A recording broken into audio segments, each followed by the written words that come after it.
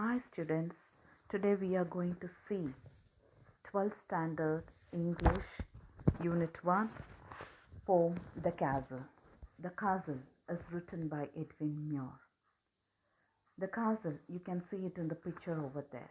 So before we enter into the poem, let's have a brief note about the author. The author, Edwin Muir. He was born in 1887 and he passed away in 1959. He was a renowned Scottish poet, that is, he was a famous Scottish poet. He was also a novelist, a good translator, and critic.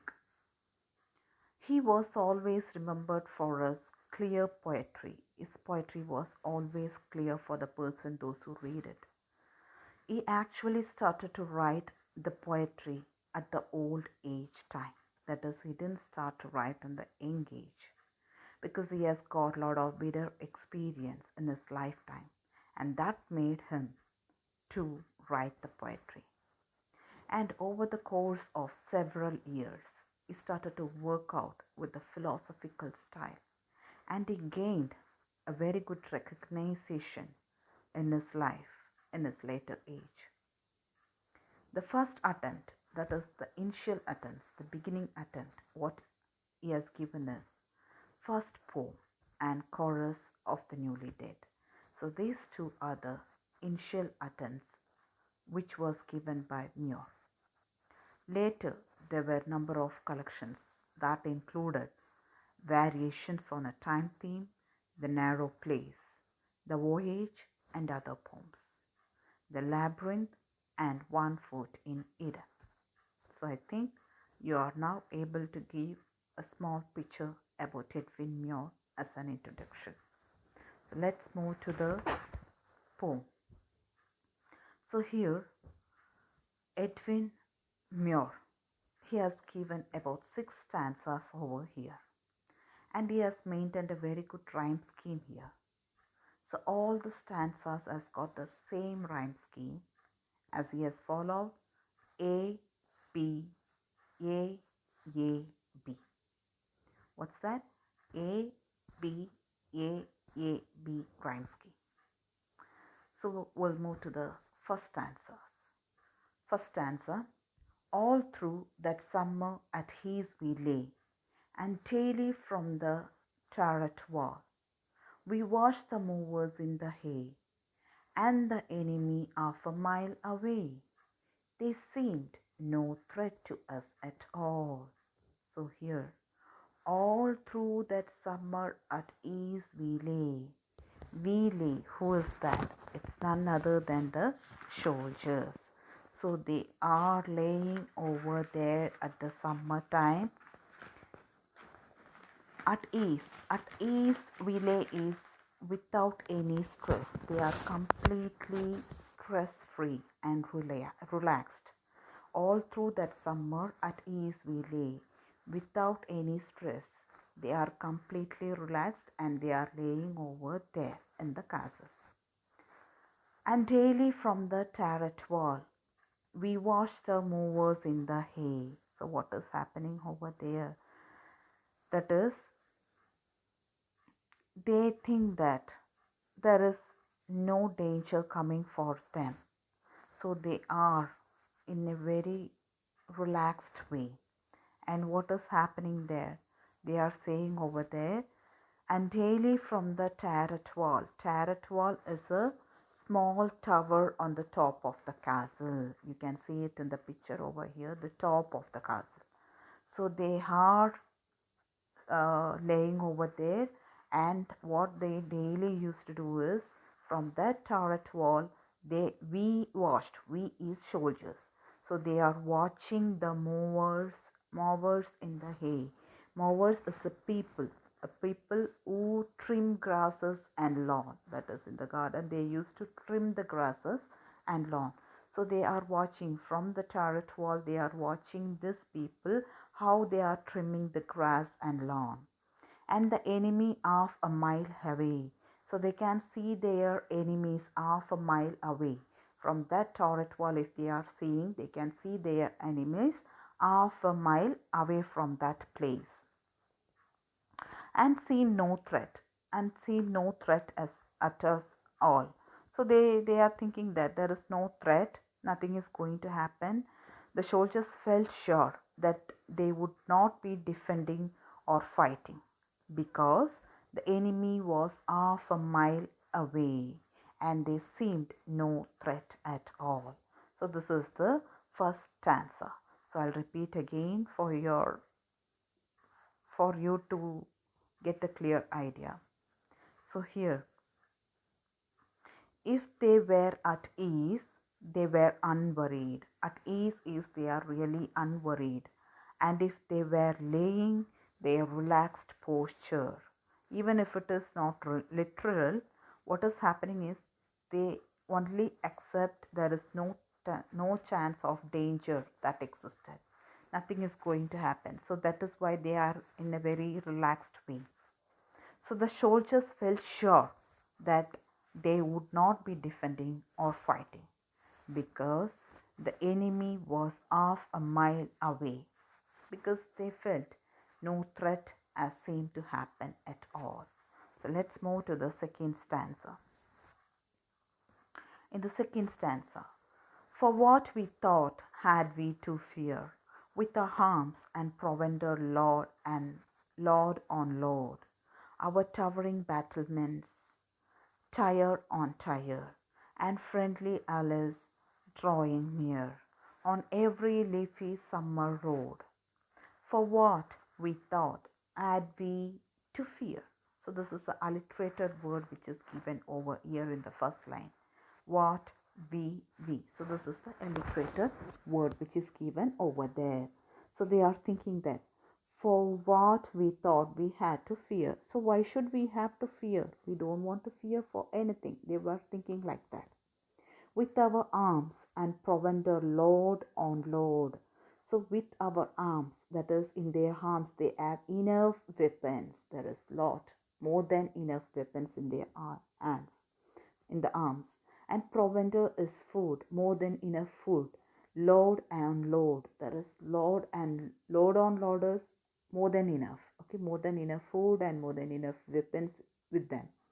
Our towering battlements, tier on tier. Towering battlements is tall towers with openings to shoot enemies. That is, in the towers, the people are ready, the soldiers are ready with their guns to shoot the enemies. Tier on tier. Tier on tier is one above the other. So one above the other, the people are standing over there with their weapons. If they see the enemies, they are ready to shoot them. And friendly allies drawing near. Friendly allies is the supporting nations. They have got a very good supported nations for them.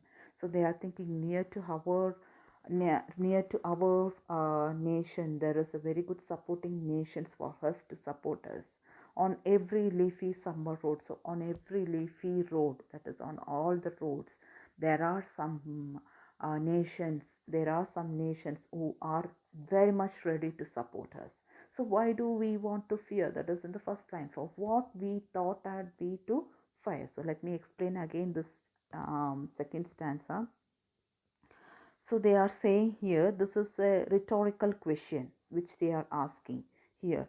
What had to fear? That is for what we have to fear. That is the rhetorical question which is asked over here. So the fear of the enemies is further diminished here, because what they are saying is they have got weapons, they have got foods, and they have got the towering battlements. That the soldiers are very much ready with their shoots, with their guns, and they have got very friendly allies. So all these things brings us a clear picture that they never fear for their enemies. So I think you understood the second stanza. Now let's move to the third stanza. Our gates were strong, our walls were thick, so smooth and high no man could win. A foothold there, no clever trick, could take us dead or quick. Only a bird could have gotten. So what they are actually saying here is that the third stanza continues in this description of why the soldiers did not need to worry about the threats around them. clear. Now they are saying why they don't want to fear. In the second stanza, they explain that we don't have fear. Now they are saying that why do we don't have fear? Okay, they are explaining over here. That is, they are saying our gates were strong. They are saying the gates were very strong there. Our walls were thick. It's very thick. That is, no man could win. Okay, nobody. It's so smooth and it's very high. The walls are very high. So no man can come and say that I won. I won your castle. Nobody can come and tell like that because it's such a strong and thick, it has got such a strong gates and a thick walls. Okay, it's very much smooth and high, so no man can come over there and tell that they have won this castle. So her foretold there, no clever trick could take us dead or quick, only a bird could have gotten. So her foretold there, that is a position over there, no clever trick could take us dead or quick. So what they are saying over there is,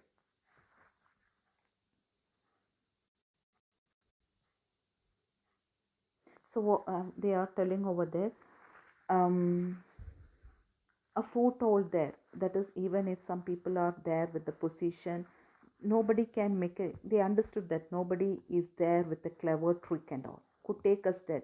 They can never take us dead or they can never take us alive. Okay, nobody, no enemy can enter inside with a clever trick, or even they cannot take us with the dead, with us as a dead person or also as a alive, or they can never take us alive, quick us alive. Okay, only a bird could have gotten. In that particular castle, only a bird can enter, nobody can enter. That is, no enemies can enter inside the castle.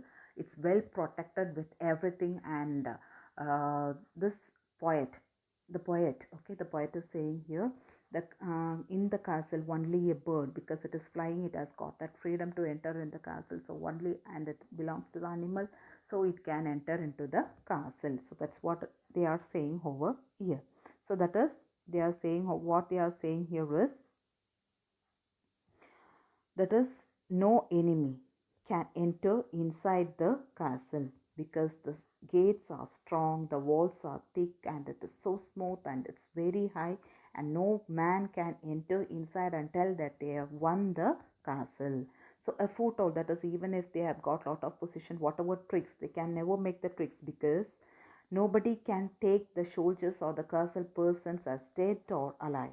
Only one person, not one person, only one can enter inside the castle, that is a bird. Okay, only a bird can enter inside the castle. That is the third stanza. Now we'll move to the fourth stanza. What could they offer us for bait? So here we'll see in the fourth stanza, what could they offer us for bait? Our captain was brave and we were true. There was a little private gate, a little wicket gate. The wizened warder let them through. So see, this is the place where they are going to be stuck. Okay, so this is the place that says that what could they offer us for bait. Bait is bait like இறைன்னு சொல்லுவாங்கல்ல, இந்த ஃபிஷ்ஷுக்கெல்லாம் போடுவாங்கல்ல, that is the thing. So that is someone, in English it's someone to do something. Okay, so in that way. So what could they offer us for bait? They are saying what could they offer. Okay, எங்களுக்கு என்ன என்ன பண்ண முடியும் அப்படின்னு சொல்லி அவங்க கேட்குறாங்க.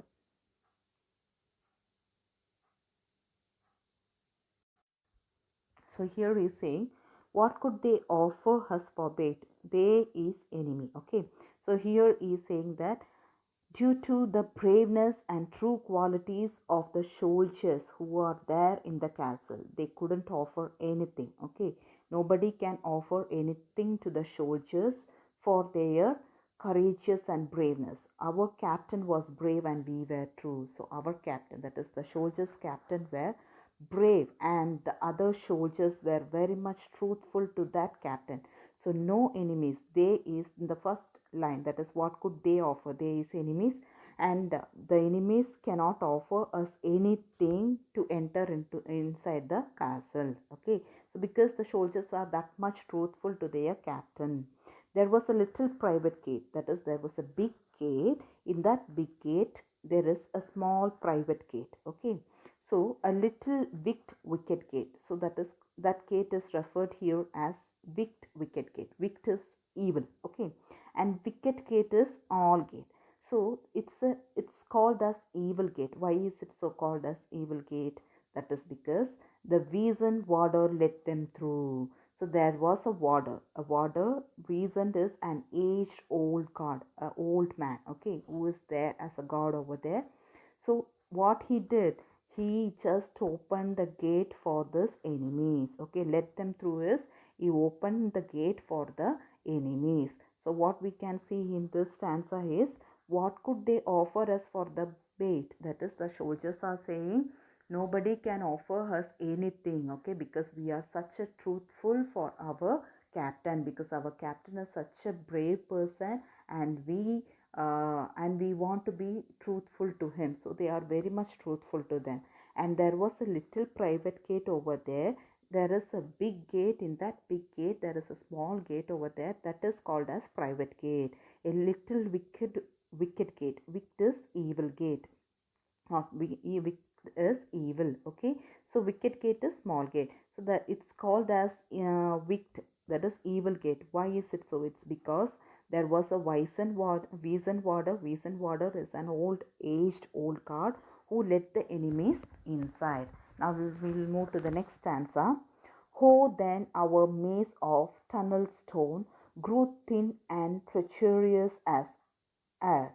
The cause was lost without a groan, the famous citadel overthrown, and all its secret galleries bare. Who then our maze of tunneled stone? So what does he say here? Grew thin and treacherous. Treacherous is disloyal. Okay, maze is confusing. So that's what it's mentioned over here. So what does he say over